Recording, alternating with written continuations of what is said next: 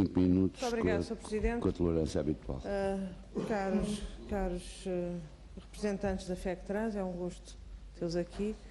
Há muito tempo que não nos sentávamos à mesma mesa.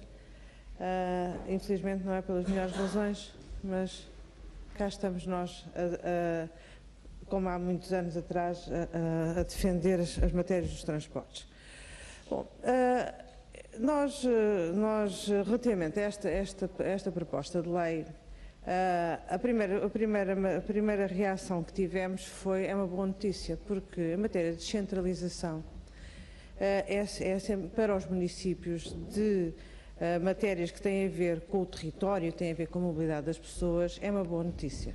Aliás, é a evolução natural da Lei 1 de 2009 que criou as Autoridades Metropolitanas de Transportes e que ainda era um modelo misto de partilha de responsabilidades e de competências entre o Estado e as autarquias, e a evolução natural será, com certeza, essas responsabilidades de planeamento, de regulação, de organização de transportes passarem para o poder local, seja para as áreas metropolitanas, nas áreas metropolitanas, seja para as comunidades intermunicipais, seja para as autarquias, é de facto a aproximação relativamente às pessoas, aos cidadãos e a quem gera o território. Bom, agora, a nossa posição relativamente a esta lei a segunda leitura que é complicado. E, de facto, aquilo que nós encontramos de maior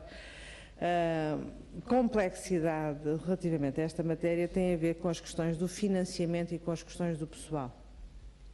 Porque, efetivamente, como há questões que se colocam, e gostaríamos de ouvir a vossa opinião sobre isso, que é questões não é só uma questão de financiamento das obrigações de serviço público, não é só essa questão,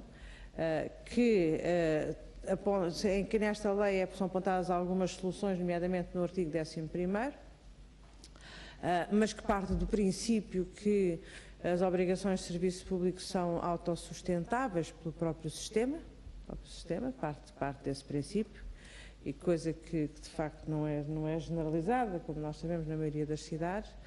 Mas temos aqui mais dois problemas em matéria de financiamento.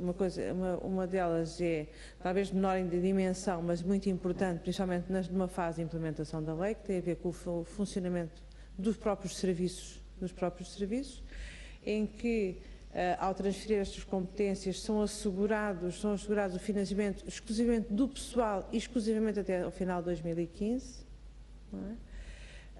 Mas não é tratada a questão de toda a questão do financiamento dessa parte da regulação e da organização do transporte, nomeadamente da elaboração dos planos que estavam previstos na lei e que deixam de estar. Com esta lei desaparecem esses planos, mas que terão que ser continuados a fazer, e acima de tudo, para exercer estas competências de uma forma capaz, terão que ser contratadas mais pessoas para o fazer.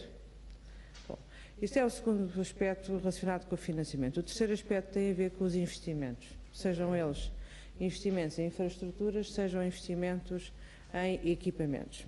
As renovações das frotas, da bilhética, tudo isso são investimentos de monta, e não existem nenhum sistema em que o próprio sistema de transportes gera receitas para esse financiamento. Portanto, em matéria de financiamento não é só dizer que não está acautelado, nós, na nossa perspectiva, não está acautelado, e temos aqui três questões, três vertentes em que não está acautelado.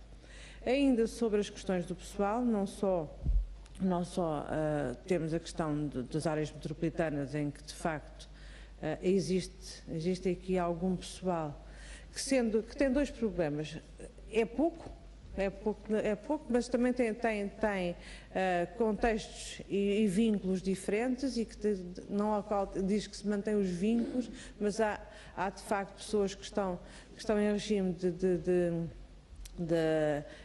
em que são deslocados de outros serviços da administração central e que não querem passar para a administração local. Há alguns que, enfim, há para todos os gostos, e de facto não está explícito como é que é feita essa transferência, sendo que também não está explícito como é que As autarquias, sejam elas na modalidade que for, as metropolitanas, comunidades intermunicipais e municípios, como é que resolvem o problema da contratação de pessoas para as novas competências. São duas matérias em termos de pessoal que nos preocupam, quer relativamente às pessoas que existem, que são poucas, mas têm os seus problemas e, portanto, têm que estar cautelados os seus direitos, mas também, e acima de tudo, relativamente a todas as necessidades de pessoal que vão existir e que, de facto, com o contexto que hoje existem e com as leis de enquadramento para as autarquias, não nos afigura fácil que possam colmatar essas necessidades de pessoal. Relativamente também ainda a esta lei, que também gostaríamos que se pronunciassem, tem a ver com uma questão mais, tem a ver com uma questão mais de fundo, que tem a ver com, também foi abordada, mas que pela intervenção do Sr. José Manuel, mas que tem aqui a ver com uma questão que nos parece relevante e que também pode ter implicações sobre as organizações, sobre os trabalhadores, que tem a ver com o seguinte, que é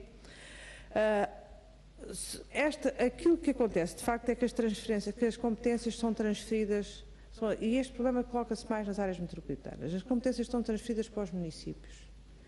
E os municípios que ficam com a liberdade de se organizarem como entenderem, portanto, são extintas as autoridades metropolitanas, os municípios poderão organizar-se como entender, sendo certo que, por exemplo, e no limite, poderemos ter a área metropolitana de Lisboa a dizer que a AMAD a dizer que não quer pertencer, não quer delegar as suas competências da autoridade de transportes numa autoridade em que esteja Lisboa, Barreiro, enfim, porque se o sistema é delegação para os transferência para os municípios, os municípios é que delegam num órgão que entenderem formar como quiserem e que nós sabemos que pelo enquadramento legal essas delegações de competências só são válidas nos períodos dos mandatos de quem delega as competências.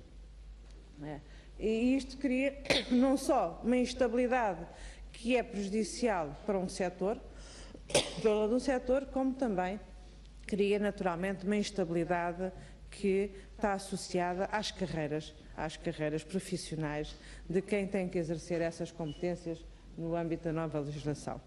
E, por enquanto, Sr. Presidente, eram as questões que nós queríamos colocar aos senhores da FECTRANS.